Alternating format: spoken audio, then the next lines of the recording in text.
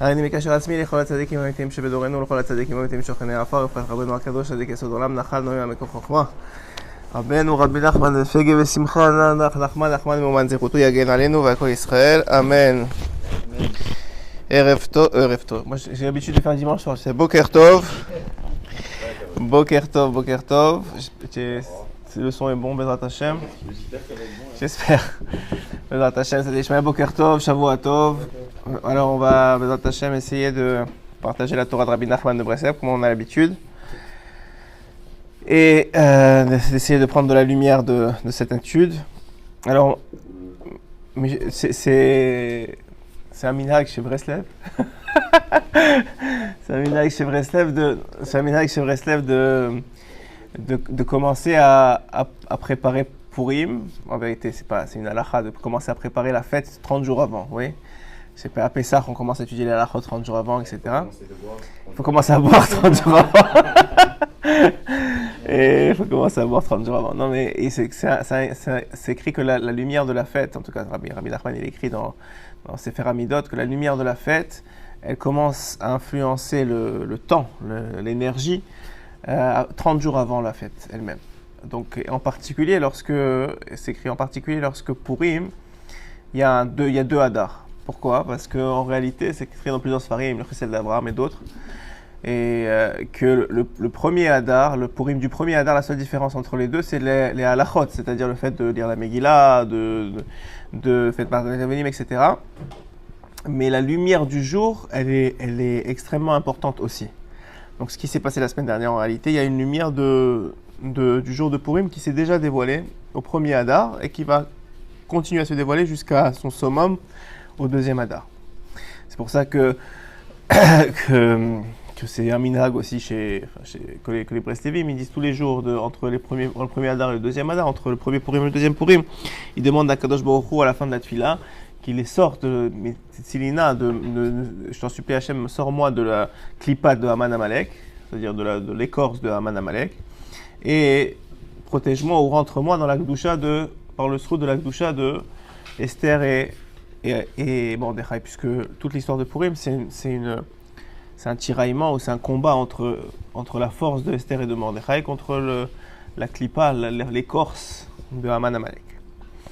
Alors je voulais partager avec vous à l'écouter à la chôte, pour comprendre, pour commencer à se préparer à cette lumière-là, comme il dit Rabbi Nathan, que la lumière de la fête, elle est reçue en fonction des kélim. La lumière, elle est là. La question, c'est combien tu as préparé de seaux comme pour commencer à les remplir, comme Elisha avec la Shunamim, qui lui a dit combien tu as à la maison. Il a dit j'ai rien, il me reste un peu d'huile. Il a dit va emprunter tous les seaux, tous les contenants que tu as et tu commences à remplir. Et comme ça, elle a réussi à entretenir sa vie, pour avoir un peu d'argent, etc. Donc on voit, c'est un peu la même chose même dans la spiritualité. Il y a une préparation à chaque fête, et c'est cette préparation-là qui permet de recevoir le maximum de lumière le jour de la fête. Alors il dit ici, qui Aman Ratza le Hashmid ve'la'arog. Qu'est-ce qu'il a voulu faire Aman Rasha? Il a voulu les Hashmid ve'la'arog, exterminer et tuer. Et kol Yehudim, tous les juifs. Ve'ratza levatel. Et pourquoi il a voulu faire ça? Pourquoi c'est d'où ça lui est sorti qu'il veut tuer tous les juifs? Il dit Rabbi Nathan, ve'ratza levatel ha'itparut shel Hashem yitbarach. Il voulait annuler la hitparut, la gloire, la splendeur d'Hachem. Qu'est-ce que ça a à voir? Tu veux annuler la splendeur d'Hachem, tu t'attaques aux juifs, ma kesher. Alors il dit Rabbi Nathan, shemitpaer imamo Israël. Parce que la splendeur, comment est-ce que Hachem il se glorifie?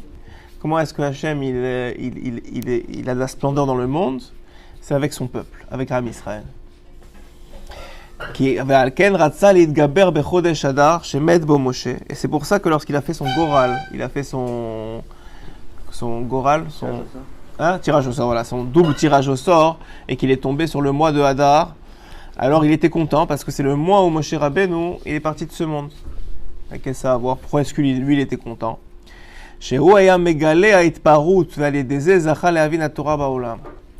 Parce que le rôle, pas le rôle, mais la conséquence normale qu'un tzaddik qui fait dans ce monde, c'est qu'il dévoile la gloire, la splendeur d'Hachem à travers chaque béné Israël. Je vous ai déjà expliqué que le principe d'un tzaddik, c'est qu'il il est parfait, ou il est rendu presque parfait dans toutes ses midotes, dans tous ses traits de caractère. C'est quelqu'un de généreux, c'est quelqu'un qui se met jamais en colère, c'est quelqu'un qui a des bonnes midotes, qui a dépassé tous les Yetzirara, ouais. Il est cholette sur son Yetzirara, parce que la vérité, c'est que toutes les midotes, c'est une question de contrôle, ouais. Personne n'est né généreux et gentil, bon, il y en a que oui, il y en a qui ont des midotes, mais dans toutes les midotes, ça n'existe pas. Tout le monde a une faiblesse quelque part. Il y en a c'est l'argent, il y en a c'est les femmes, il y en a c'est la nourriture, il y en a chacun avec la ta'ava qu'il a. Donc ici, celui qui s'appelle Moshe Rabbeinu, qui est le tzaddik des tzaddikim, lui il a contrôlé toutes ces mauvaises midotes, à tel point que, puisque lui il est entre guillemets parfait, il ne peut voir que, il est totalement bien, il ne peut voir que le bien chez l'autre. Ça veut dire quoi? Ça veut dire que tu présentes même le plus grand des rachats, il est capable de lui sourire, il est capable de le... Sincèrement, pas genre il veut soi-disant le mécarep. Sincèrement, il est capable de voir le bien chez lui. Quelle est sa nekuda tova, il a fait du bien dans le monde. Il est capable de voir ça. Et donc quoi? Et donc ça fait en sorte qu'il dévoile la splendeur d'Hachem. Parce que la splendeur d'Hachem, c'est ces béné Israël, c'est ces juifs-là. Alors maintenant, hein? Il voulait pas, il s'est baissé, il a dit toi tu t'en occupes parce que moi je peux pas. Voilà, il s'est remis lui-même en question, tu as raison. Donc le principe fondamental, il est que la splendeur d'Hachem, c'est les béné Israël. Maintenant tu vas me dire qu'il n'y a pas de plus grand difficulté que quand lorsqu'on commence à vivre ensemble, on remarque qu'il y a beaucoup plus de difficultés à trouver des terrains d'entente, à ne pas se disputer, à ne pas... On le voit dans le... Tu reçois l'eau. El Maïm et la Torah. Hein? On le voit dans la relation humaine. Il y a quelqu'un à qui j'ai dit ce shiur-là, il y a quelques temps. Il m'a dit, mais attends, tu rigoles. Ça veut dire quoi, regarder le bien tout le temps? J'en ai marre de ces idées. Moi, chaque fois que j'ai une histoire avec un juif, ça se finit mal, on se dispute, on se truc. Chaque fois qu'on me prête un truc, ça se casse. Après ça, on passe devant le rabbin. Il y a toujours des histoires. Et en plus, il avait raison. Il a dit, en plus, tu vois que toutes les halachot de Ben Adam Lachavero, il faut faire attention. Par exemple, tu prêtes de l'argent, il faut 2 témoins. Si vraiment c'est PR chez l'Israël, il est magnifique. Tu n'as pas besoin de 2 témoins, tu lui fais confiance. Celui-là, il y a plein d'halachot pour réguler et qu'il n'y ait pas de problème. Si tu me dis que c'est PR chez l'Israël, que les béné Israël, ils sont parfaits, ils sont extraordinaires, alors pourquoi j'ai besoin de ça? Ouais, c'est une question pour toi? Ou tu es... oui et non. Parce que là, on dit les béné Israël, c'est que des gens bien, c'est PR, c'est la splendeur d'Hachem, c'est le yofi d'Akadosh Baruch Hu, c'est la gloire d'Hachem dans le monde. Le tzaddik qui ne voit que le bien chez l'autre. Le Hachem il ne voit que le bien chez nous. Alors quoi? Et comment ça se fait qu'il y a tellement de disputes, et tellement de problèmes, et tellement de difficultés? Et on voit même en Eretz Israël, sans Tiftar Pela Satan, mais on voit qu'il y a des difficultés. Depuis la nuit des temps, tu peux te mettre en business avec un goy, pas de problème. Tu te mets en business avec un juif, c'est la fin du monde. Ça arrive quotidiennement. Alors pourquoi? Alors si tu dis que c'est PR chez l'Israël, on est le peuple le plus extraordinaire du monde. On devrait être les plus béava, ça devrait être facile de vivre avec nous. Pourquoi c'est tellement difficile? Voilà, tout simplement. C'est parce que dans ce monde, il est cholette, ce monde il est imprégné, il est dirigé presque par des forces du mal, par la clipa. La clipa, elle a aucun intérêt à ce que tu te disputes avec le goy. Pourquoi? Parce que le goy, au contraire, plus tu es shalom avec lui, il va commencer à te rapprocher de lui, il va t'amener dans ses théâtres, il va t'amener dans ses matchs de football, il va commencer à boire du vin avec toi. C'est l'intérêt du Yetzirara. Pourquoi il va mettre de la marloquette entre vous? Ça l'intéresse pas. Mais dès qu'il y a 2 juifs qui se rapprochent, attends, là ça va pas. Parce que 2 juifs qui se rapprochent, ça veut dire que la splendeur d'Hachem elle augmente dans le monde, ça veut dire que la clipa de Haman Amalek elle descend, ça veut dire que la clipa... Donc là encore on va commencer à faire des marloquettes. Tu empruntes un truc à un juif, c'est sûr qu'il va se casser. tu lui demandes un truc, c'est sûr que ça va... C'est sûr. Pourquoi il y a les Tzerara dans l'histoire? Et chaque fois, dit Rabbi Nachman, que tu vois qu'un juif, il agit mal, c'est pas parce que lui, il agit mal. C'est parce que son Yetzer Hara, il l'amène à agir mal. Ah, mais il faut être un tzaddik pour voir cette chose-là. Tu vois que le gars, il agit mal. Tu dis, ça y est, laisse-moi tranquille, je veux pas te parler, j'en ai marre. Il dit, ça, c'est la différence. Ça, c'est la différence entre les grands tzaddikim qui ont compris ce concept-là parce qu'ils voient devant leurs yeux le Yetzer Hara et les autres. C'est qu'un juif, si tu lui enlèves le Yetzer Hara, c'est la plus grande diamant du monde. Il n'y a pas un plus gentil, il n'y a pas un plus généreux, il n'y a pas un plus aidant, il n'y a pas un plus aimant, il n'y a pas. Ça n'existe pas. Rien qu'enlève-lui le Yetzer Hara.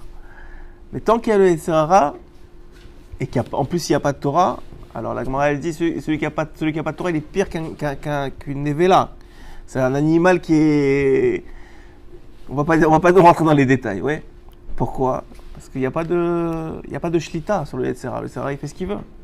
Et le Yetzer Hara, c'est la force la plus dure dans le monde, la plus contrôlante dans le monde.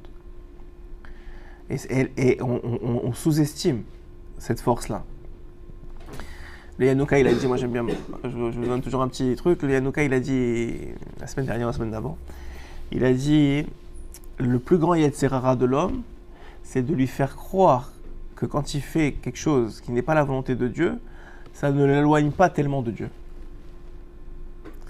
Je répète, le plus grand Yetzer Hara de l'homme, c'est quand il te dit genre, ça va, tu peux manger ça, c'est pas la meilleure cache-route, mais c'est pas grave.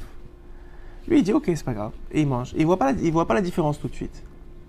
Mais sache que cette chose-là, elle t'a éloigné d'à des kilomètres de Dieu. Ben, ça va, je me suis énervé, mais c'est pas la fin du monde. Ça arrive à tout le monde. Ou bien même avant, je peux pas, il faut que je m'énerve. Et puis c'est pas grave. Donc c'est l'influence, tu vois pas, l'influence spirituelle qu'a la faute sur toi, le Yetzer Hara, il te dit, il te la rabaisse. C'est pas la fin du monde, c'est pas grave, tu t'es pas éloigné tellement d'Hachem. C'est le fait de se dire que c'est pas la fin du monde ou de pas. Enfin, si ça arrive, on dit bon, on s'énerve mince. S'énerver, j'ai pas eu le contrôle. Parce que ça a le même impact et qu'ils sont aussi dans. C'est écrit sur les frères de Yosef. Demande Rachamim dans la Gemara, pourquoi est-ce qu'il a fallu avoir les 10 martyrs. Les frères de Yosef, ils ont reconnu leur faute devant Yosef. Ça y est, pourquoi ça, c'est fini l'histoire. Pourquoi tu ramènes 10 martyrs? Ils ont fait tchouva ou ils n'ont pas fait tchouva? Réponse, ils ont fait tchouva mais pas suffisamment. Ah, mais comment pas suffisamment? Yosef il leur a dit, c'est pas grave. C'est Hachem qui voulait. Ne vous stressez pas. C'est pas la fin du monde. Finalement, regardez, c'est grâce à ça qu'on a réussi à venir en Égypte avec honneur. Ils ont dit, ah, tu as raison, Yosef. Finalement, c'est pas si grave ce qu'on a fait.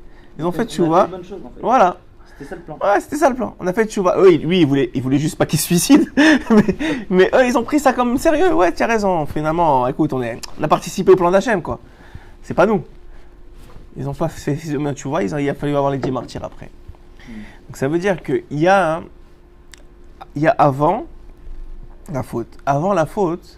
Avant même pas une faute, avant le choix qui amène à l'éloignement, alors il faut comprendre que ça va être très très très très difficile de récupérer les kilomètres et très souffrant. Comme quelqu'un, je sais pas moi, il est en plein régime et ça fait des jours et des jours qu'il tient. Et là, il sait qu'il va craquer. Il va prendre, je sais pas moi, il va craquer, il va s'éclater avec des gâteaux, des machins, des trucs. Il sait très bien qu'il va lui falloir encore 1 semaine, 2 semaines, 3 semaines de souffrance pour récupérer ces trucs-là. Et ben, il faut comprendre que la faute, c'est la même chose. Ce que tu peux atteindre, si tu suis le contrôle, que si tu interromps le contrôle, c'est rien à voir. C'est rien à voir. Donc ça, c'est une première chose. Maintenant, pourquoi je vous dis ça? Parce que premièrement, l'homme, il doit changer sa façon de penser. Quand tu vois quelque chose, et ça nous arrive à tous, quelque chose de mal chez l'autre, c'est pas lui, c'est son Yetzer Hara. Je dis alors quoi, tu le dédouanes? Toi, tu le dédouanes. Hachem, il sait ce qu'il fait, et lui, il a besoin de... Toi, ta responsabilité, c'est de le dédouaner. Maintenant, tu dis, attends, mais je vais quand même... Mais par contre, je vais prendre mes précautions. Je fais pas n'importe quoi. Je suis pas devenu fou. J'ai un business avec quelqu'un, je prends mes précautions. Je prête de l'argent à quelqu'un, je prends mes précautions. Ça veut dire, j'ai une relation avec l'autre, je fais tout pour savoir que je prends mes précautions contre le Yetzer Hara. Pas contre lui, contre le Yetzer Hara. Parce que comme de la même façon, c'est écrit Melifne Hiver et Lotitel Mirchol, que devant un aveugle, tu mets pas un bâton comme ça, tu laisses pas de l'argent, par exemple, si tu as quelqu'un à la maison qui vient pour travailler chez toi, tu laisses pas l'argent traîner comme ça sur la table. Pourquoi ? Parce que voilà, tu veux pas le tenter. Et bien la même chose. Le Yetzer Hara, il attend qu'une chose, c'est que vous voyez deux juifs qui se rapprochent pour faire exploser l'histoire. Pour des années. Et des générations des fois. Donc toi, tu fais quoi ? Tu prends tes précautions. Donc prendre ces précautions, c'est pas sauter le fait que le père de Am Israël, le père de Dieu, la splendeur de Dieu, c'est Am Israël. Et que le rôle de chaque juif, c'est de dévoiler, comme Moshe Rabbeinu, la splendeur de Dieu. Et quand tu fais ça, qu'est-ce que tu fais ? Tu combats Amalek. Tu combats Amalek. Pourquoi ? Parce que dit Rabbi Nathan, c'est quoi Amalek ? Le but de Amalek, c'est de casser la splendeur de Dieu. Quand un juif, il dit d'un autre juif quelque chose de mal, Amalek, il est aux anges. Il est aux anges. Il est heureux. Pourquoi ? Parce que c'est un peuple qui est séparé. Il veut un peuple séparé. Toute l'idée, c'est ça. Dans les Kétoret, ouais, on dit que les Kétoret, c'est la chose qui protège des maguéphotes. Vous savez, quand il y a eu le corona, on a dit tout le monde a demandé de faire des Kétoret. Pourquoi il y a tellement de pouvoir dans ces Kétoret-là, dans ces encens. Parce que le principe de l'encens, c'est de ramener ensemble 11 épices, dont une qui s'appelle la Chelbona. La Chelbena. La Chelbona ou la Chelbena, c'est ça, si tu le prends, c'est ce qui sent le plus mauvais au monde. Il n'y a pas plus mauvais que la Chelbona. Maintenant, qu'est-ce qui se passe ? Alors, tu te demandes, mais je ne comprends pas. Pourquoi tu le mets avec les encens ? Si ça sent le plus mauvais, laisse-le. Moi, je veux quelque chose qui sent bon. Ouais ? Il dit non. Ça, c'est Am Israël. Même celui qui a l'air de sentir le plus mauvais, il faut le mettre dedans. Et c'est comme ça que tu fais quelque chose qui est uni. Et c'est ça qui donne la bonne odeur. Donc, c'est ce que disaient les Chachamim. Et c'est rapporté dans plusieurs sfarés. Mais par exemple, comment il s'appelle le Rav qui est enterré à côté de Baba Salé, j'ai oublié son nom. Le Rav, j'ai oublié son nom. Raval. Ouais, c'est le Rav. Non. Ouais, c'est les livres de. Bon, c'est pas grave. Rav Yoram Avergel. Voilà, Rav Yoram Avergel. Rav Yoram, merci. J'ai un blanc. Rav Yoram Avergel, il était contre toutes les minyanes où il y avait écrit genre minyan pour Avrechim, minyan pour Bnei Torah. Il voulait pas ça. Dans sa synagogue, il disait minyan pour tout le monde et Bnei Torah. Il voulait toujours qu'il y ait un mélange dans le minyan. Pourquoi ? C'est comme ça. C'est comme l'encens. Il faut que tout le monde soit ensemble. Et c'est ça qui protège de la maguefa. C'est l'union dans l'aspect de chaque peuple. Comment tu peux unir quelqu'un qui a l'air de mauvaise qualité, entre guillemets, et quelqu'un qui a l'air de super qualité, c'est que tu sais que les deux, en réalité, ils ont la même source. C'est un dévoilement d'Hachem dans le monde. C'est la splendeur d'Hachem. C'est juste qu'un, il a contrôlé son etc. Et un, il n'a pas encore contrôlé son etc. Mais c'est la seule différence. Comprenez bien, c'est la seule différence, c'est le contrôle. Quelqu'un, il a réussi à contrôler, c'est comme tu prends un gars avec un surpoids de 20 kg et tu le retrouves après en pleine forme, en poids de santé. La différence, il a contrôlé. La différence entre deux juifs, c'est un, il est en contrôle, l'autre, il n'est pas en contrôle. Tu devrais avoir de la pitié pour lui, il n'est pas en contrôle. Enfin, pour nous, la vérité, on est tous comme ça. Il n'est pas en contrôle, c'est tout. Vas-y. J'ai une question, mais ça va être une remarque qui va t'aider à compléter. Vas-y. J'écoute. Dans la Megillat Esther, on dit que justement, le Am Israël était Am Mefouza, Mikol Ha'amim. Ouais. Alors, dans ce cas-là, Amalek, il aurait dû jouir de cette situation et le laisser comme ça. Pourquoi vouloir les exterminer ? Alors, lui, Dafka, c'est parce qu'ils étaient comme ça qu'il a vu le pétard pour les exterminer. Tout lui, ce qu'il veut, c'est les exterminer. Et surtout, il attaque le tzaddik. C'est pour ça que c'est écrit que Moshe Rabbeinu, il ne pouvait pas attaquer Amalek, il a dû envoyer Yoshua. Parce que le tzaddik, il ne peut pas se défendre directement contre Amalek parce qu'il est attaqué directement. Donc, et pourquoi ? Parce que lui, il a ce pouvoir-là de voir le bien chez tout le monde. De sortir le PR de chacun, la splendeur de chacun. Et donc de sortir la splendeur d'Hachem dans le monde. Donc c'est l'attaque de Amalek. D'ailleurs, Aman, il avait tout le monde qui se prosternait, juste Mordechai, il ne pouvait pas supporter. Sa vie, c'était un enfer pour Mordechai. Pourquoi ? Parce que c'est ça l'essentiel.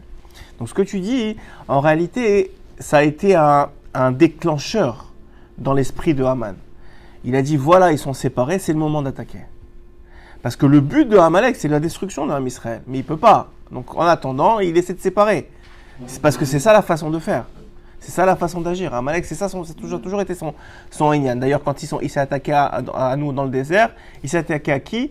À la tribu de Dan, qui étaient fatigués, qui étaient en arrière. Tous ceux qui étaient en arrière du camp, enfin des barrières, parce qu'ils n'arrivaient pas à suivre le rythme. C'est à eux qui s'est attaqué. Et c'est comme ça à chaque fois. Amalek s'attaque à ceux qui sont faibles, car qui ne sont pas en contrôle. Amalek, c'est le doute, c'est l'angoisse, c'est le stress, c'est la manque d'émouna. C'est ça, Amalek.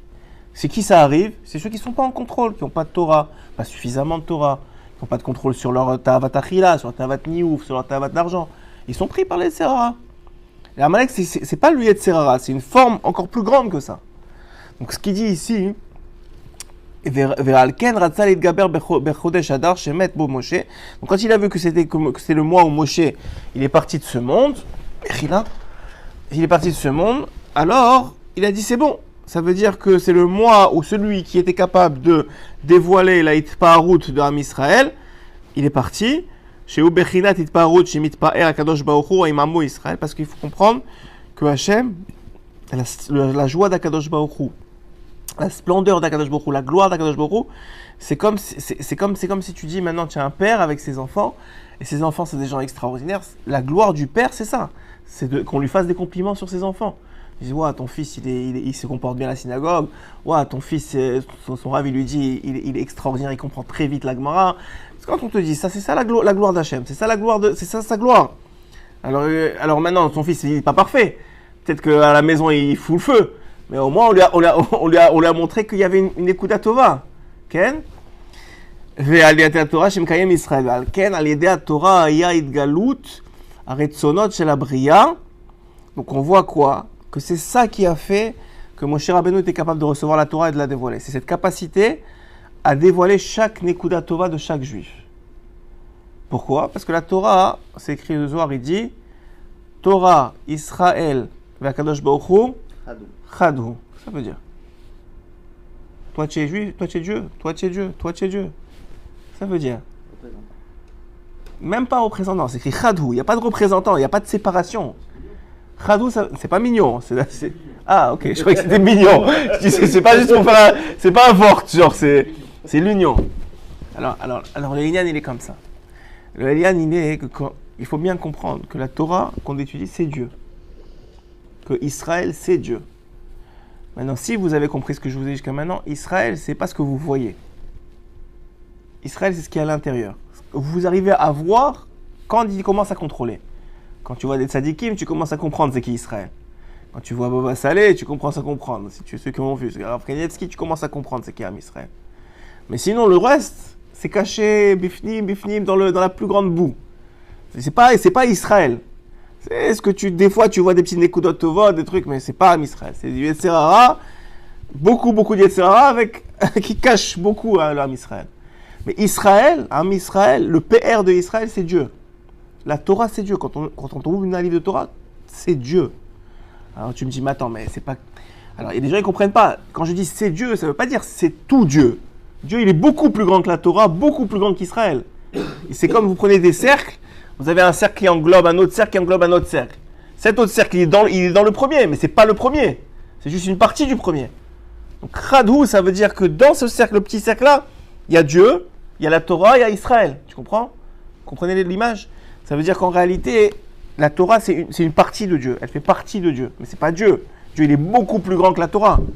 Il englobe la Torah et tous les univers, tout ce que vous voulez. Israël aussi, c'est la même chose. Israël, c'est une partie de Dieu. Donc maintenant, quand tu mets vasé à un Israël, quand tu fais honte à un béné Israël, ou quand tu pointes du doigt ce qu'il fait de mal, pas comme séparé de lui. Parce que Rabbeinu, il dit, fais attention. Tu peux pas commencer à dire maintenant, regarde, le gars, je sais pas moi, il transgresse Shabbat, tu dis, ouais, pour moi, c'est pas grave, c'est bien. Tu peux pas dire une chose pareille, transgresser Shabbat, c'est très très grave. Par contre, tu peux dire, le gars, il est dans son Yetzirara. Malheureusement, lui, il est bien, mais ce qu'il fait, c'est une catastrophe, parce qu'il n'est pas cholette, il contrôle pas, il n'est pas en contrôle. Donc c'est complètement différent. Tu n'es plus maintenant en train d'attaquer l'homme. L'homme, il est quelque chose d'extraordinaire, tu es en train d'attaquer l'action, son rapport au Yetzer Hara, c'est une autre chose. Et comme ça, tu peux séparer l'homme de l'action, et comme ça, tu peux ne pas pogéa, tu peux ne pas abîmer l'homme. Vous comprenez la différence? Elle est très fine, mais elle est importante à comprendre. C'est comme ça que tu dois gérer une relation avec l'autre. Le point fort, c'est la Ishtadlut, en fait. C'est-à-dire? Il faut se renforcer vis-à-vis du Yetzer Hara, c'est la seule chose qui te permet, entre guillemets, de... Vis-à-vis de soi-même ou vis-à-vis de l'autre? Que ce soit même de soi-même ou vis-à-vis de l'autre, ça permet de justifier un petit peu les fautes, quoi. Ouais. Mais un juif sans Yetzer Hara, il ne faute pas. C'est ce qui va arriver à la fin des temps. Un goy, sa nature, certains sont bons, mais certains, leur nature, c'est de fauter même sans rien. Ils n'ont pas besoin de Yetzer Hara. Okay, mais un juif sans Yetzer Hara, il ne faute pas. Ça n'existe pas. Parce qu'un juif sans Yetzer Hara, c'est une neshama divine. Il n'y a que du bien. Donc il faut beaucoup de Yetzer Hara pour attaquer un juif. Mais malheureusement, à cause des générations qui sont passées, des 2000 ans d'exil, de ce que tu veux, on est fatigué, on veut plus se battre. Il y a tellement de combats dans le monde. Je dis ça et c'est bon, moi, la tavatachila, je vais manger ce que je veux. Moi, les filles, j'en ai marre de tourner la tête, je vais regarder. Moi, l'argent, écoute, le monde, il tourne avec l'argent, je vais tourner. Tu comprends? Mais c'est de la fatigue. C'est pas quelqu'un il est pris dans l'histoire. Okay, c'est ça qu'il faut comprendre. Je sais que c'est très difficile à comprendre et ça a l'air un peu utopique, mais c'est Chachamim qui parle. Donc, eux, ils savent ce qui est la réalité. Nous, on voit des gens qui se comportent mal, tu te dis, mais je comprends pas ça. C'est une catastrophe, tu vois. Je préfère 1000 fois travailler avec un goy que travailler avec lui. Ouais, alors que non, c'est pas comme ça que ça marche. Alors, on continue. Ah, mais ça, c'est à la fin que tu t'en rends compte. C'est vrai, c'est à la fin que tu t'en rends compte. Bereshit, bishvil la Torah, shenikred Reshit, ou bishvil Israël, shenikreu Reshit. Et c'est pas vrai pour tout. Quand même, il y a des gens bien partout. Bishvil la Torah, shenikred Reshit, ou bishvil Israël, shenikreu Reshit. Donc, le monde, il a été créé pourquoi? Bereshit, pour la Torah et pour Israël. Donc, pour la Torah, pour Israël qui fait la Torah. Et on sait aussi que chaque lettre de la Torah, c'est un béni Israël. Le Baal Shem Tov, il dit, quand tu n'aimes pas un autre juif, tu as un marloquette avec un autre juif, alors ta Torah, elle n'est pas shalem. Ta Torah, tu ne peux pas recevoir la Torah. Il dit ça sur Shavuot. Il dit, tu peux pas recevoir la Torah. Il dit pourquoi? Parce que la Torah, elle dit, une Torah qui manque une lettre. Elle est psoula. Ouais, tu peux sortir d'ici du Sefer Torah, tu peux sortir un Sefer Torah, il manque une lettre. C'est fini, une lettre, la Torah, elle est psoula. Ça sert à rien de lire dedans. Il dit la même chose. Tu t'es séparé, tu as déconnecté avec un seul juif du monde. Tu viens de déconnecter avec une lettre de la Torah, c'est terminé, tu n'as plus de connexion. Et la Torah, elle est psoula. Qu'est-ce qui se passe? Alors comment tu fais? Tu dis, attends, mais je comprends pas, moi il m'a fait ça. Ok. Alors encore une fois, tu sépares l'action de l'homme. Tu sépares le juif du Yetzer Hara. Et quand tu fais ça, tu es capable d'avancer. Qui aura été avec Utshabechu Kol Echad. Voilà, il te dit, la Torah et Hachem, c'est un. Encore une fois, ça veut pas dire que c'est égal. Ça veut dire que dans un aspect, la Torah, elle est inclue dans Hachem. Parce que c'est sa volonté. Puisque c'est grâce à ce que Israël respecte la Torah que la splendeur d'Hachem est dévoilée. Ve'alken. התורה על ידי שהיה יכול לגלות התפרעות של כל אחד ואחד מישראל אפילו מהפחות שבפחותים, כמו שמובן במה כי תצא שמשה היה מקשר עצמו עם הפחות שבישראל והיה מוצא בו אלוקות. Moshe était capable de sortir du plus petit de l'âme Israël, de trouver de la divinité en lui, du divin. Ça, c'était la force de Moshe. C'est ce qui a fait que Moshe est devenu Moshe.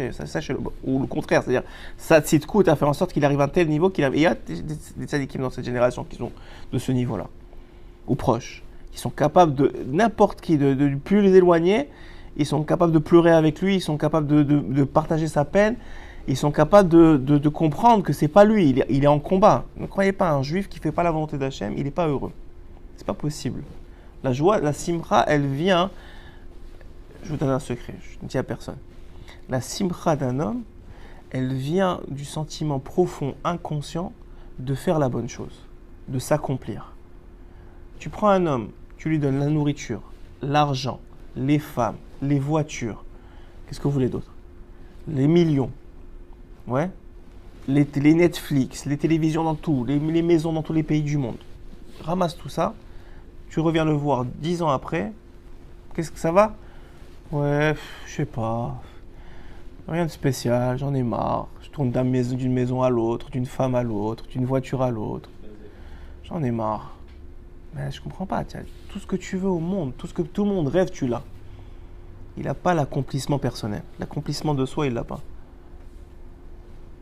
Et cet accomplissement, tu peux trouver une parade ou un semblant dans l'accomplissement du travail, dans l'accomplissement, je sais pas, quelqu'un il veut être bodybuilder, dans le sport.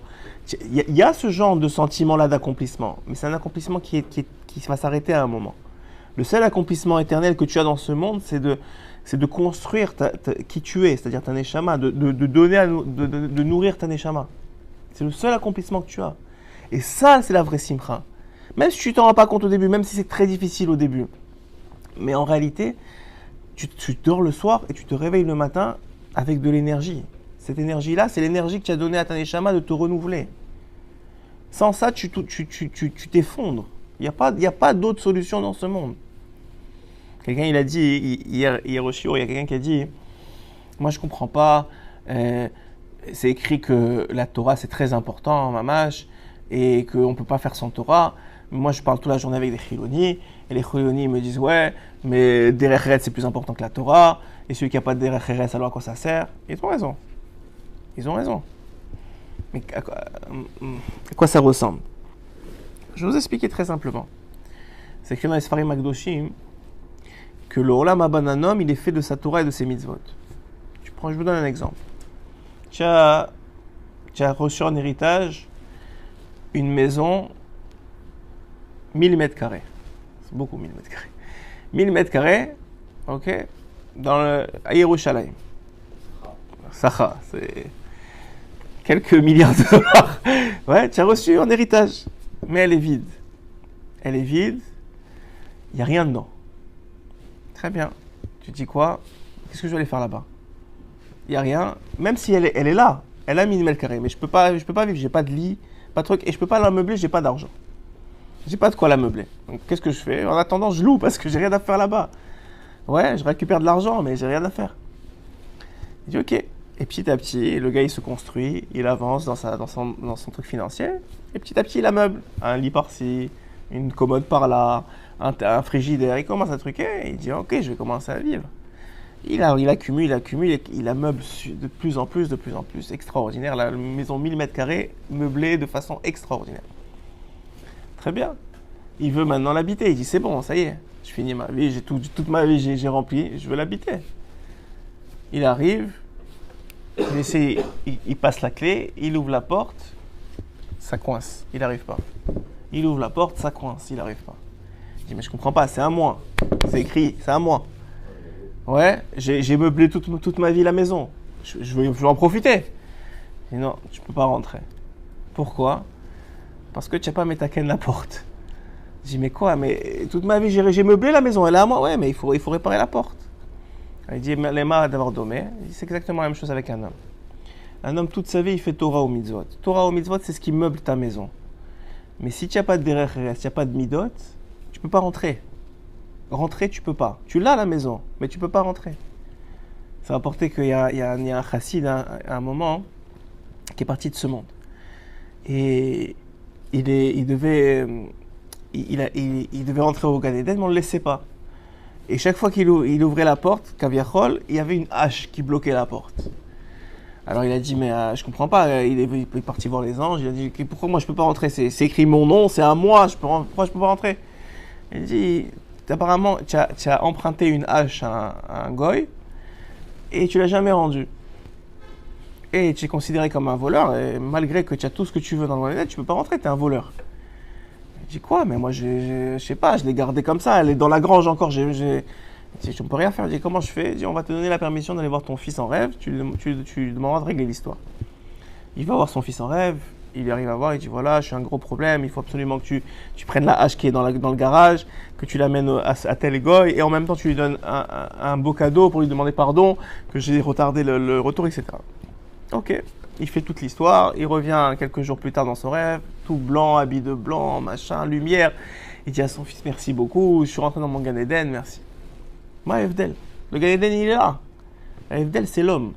Il y a une différence entre Kol Israël et Shem Chayek le Olam Haba. Tout Israël, ils ont une part au Olam Haba. Et est-ce que tu as le droit d'y rentrer ou pas? Le Olam Haba, c'est ta Torah et tes mitzvot. Le droit d'y rentrer, c'est toi. Malgré que tu as les Torah de mitzvot, le Olam Haba, c'est un endroit de pureté, de sainteté, de lumière d'Hachem. Si la personne, elle est malée, elle est pleine de défauts spirituels, c'est-à-dire de gava, de kin'a, de jalousie, d'orgueil, elle ne peut pas rentrer. Elle ne peut pas rentrer. Elle ne peut pas rentrer. Donc c'est ça le travail. Donc il y a un travail des mitzvot. Ça va ensemble, c'est-à-dire l'un ne va pas sans l'autre. La Torah, c'est ce qui t'est... Maintenant, quelqu'un, il est super gentil, il a travaillé ses midot, il est extraordinaire. Il va rentrer dans une maison vide. Va rentrer, mais dans une maison vide, il n'y a rien dedans.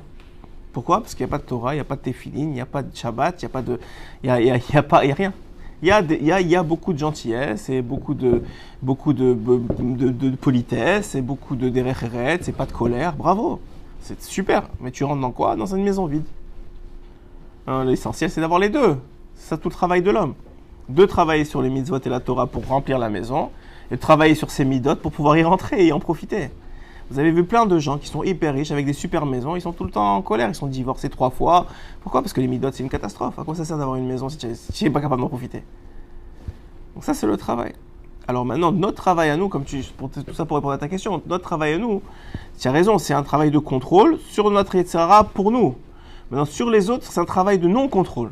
Parce que l'homme, il veut toujours contrôler l'autre, et pas lui. Il veut toujours juger l'autre, et pas lui. Donc là, il est là, ouais, regarde qu'est-ce qu'il fait, regarde. Non, lui, il est bien. Maintenant, son Yetzirah, on le gère avec les moyens du bord. Alors, on veut juste finir l'idée. Tout ce qu'on dit tous les Shabbats. Que Moshe se réjouisse de sa part. Parce qu'il a mis sur sa tête la splendeur. Que tu lui as donné. C'est quoi la splendeur que tu lui as donné? C'est la Torah. Comment il a réussi à récupérer la Torah? Parce qu'il était capable de voir la splendeur de chaque juif. La splendeur d'un juif, c'est sa Torah.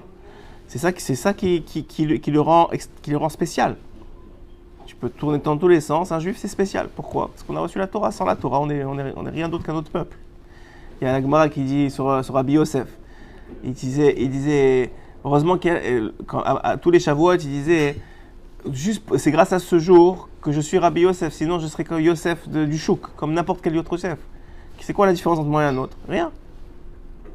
Au contraire, la Gemara dit tu es pire. Parce que tu as plus de Yetzirah et moins de Tavlin et moins d'antidotes. Donc tu fais pire que l'autre. Alken zachal echlitif eret me'achar shakol na'asa al yado. Ve'alken ratza litgaber davka beyerach shemet bo Moshe. Donc il a compris que lui il a mal compris. Il a compris que quoi? Que c'était un moment où la hitparout, où la splendeur d'Hachem elle diminuait. Ve'alken ha'ikar hitgabrut haya al yedei pgam ha'achila shenehenu Yisrael miseudat otosh. Ça a été le début de tout. Et c'est pour ça que ça a commencé comme ça, même dans l'histoire de Purim. C'est le pgam ha'achila. C'est la relation avec la nourriture. Si elle est propre ou pas. C'est la première chose. Alors, je vais vous expliquer. Il y a des... Rabbeinu, il rapporte 3 ta'avot principales. Excusez-moi. Ta'avat achila, ta'avat niouf et ta'avat mamon. Ta'avat achila, c'est la relation avec la nourriture. Ta'avat niouf, c'est la relation avec les femmes. Et de façon générale avec les mauvaises mœurs. Et ta'avat mamon, c'est ta relation avec l'argent. Quelle est la pire des 3 ta'avot? Non. Quelle est la pire des 3 ta'avot? Mamon. La pire des 3, c'est mamon. Pourquoi? Parce que si tu as mamon, ça veut dire que tu as aussi niouf et tu as aussi achila. Ça va en crescendo. Mais par contre, où est-ce qu'elle est le pétard? Où est-ce qu'elle est l'ouverture? Dans achila. Si tu en contrôle ta achila, tu n'arriveras ni à niouf ni à mamon. Si tu manges kasher, tu manges comment on appelle ça, bekdusha, tu manges avec des divrei Torah, tu fais attention à ce que tu manges. Rabbi Nathan, un jour, il est en train de manger une soupe. Et un gars, un monsieur, il vient lui poser une question de vie ou de mort, genre une question importante, quoi. Une question, qu'est-ce que je dois faire dans telle situation? Rabbi Nathan, il le regarde et dit, mais je ne sais même pas si je dois ou pas manger la prochaine cuillère. Toi, tu veux me poser cette question-là maintenant? C'est-à-dire, il se posait la question, est-ce que oui ou non, je dois manger la prochaine cuillère? Il y a un jour des élèves qui sont venus voir leur rabbi, il leur a dit, comment vous faites pour Tavat Achila? C'est impossible. Les élèves, ils n'ont pas encore Tavat, on va dire, ils n'ont pas encore les autres. Ils ont Tavat Achila, c'est la base. Le plus petit, il a Tavat Achila. Alors ils lui ont dit, il lui a dit, bah, c'est très simple. Il dit, ah bon, très simple. Il dit, oui, à chaque fois que vous mangez quelque chose, entre deux bouchées, vous posez la cuillère ou la fourchette, l'ustensile. Vous posez l'ustensile. Tu vois, c'est simple, on va essayer. Ils reviennent 2 jours plus tard. Il dit, mais Gvodara, on ne savait pas qu'il y avait du dévec, il y avait de la colle sur l'ustensile, on n'arrive pas à la lâcher. C'est-à-dire, c'est pas si simple que ça, donc on croyait que c'était ça, mais c'est hyper dur. Tu as essayé une fois, pendant un repas, de poser, reprendre, vous allez voir, c'est hyper dur. Hyper dur. Pourquoi c'est ça, c'est l'oration. Donc la Tavat Achila, c'est la porte de tout. Celui qui contrôle ça, il ne monte pas en comment on appelle ça, en crescendo. Mais si c'est lui qui a Tavat Mammon, il est déjà dans les autres. Maintenant, qu'est-ce qui s'est passé avec Purim? Il a commencé, ils étaient quand même des gens bien. C'était un peuple qui respectait la Torah, qui étudiait, etc. C'était entre les 2 temples. Ils venaient de perdre le premier temple avec tout ce qui s'est passé. Ils étaient en train de faire tchouva.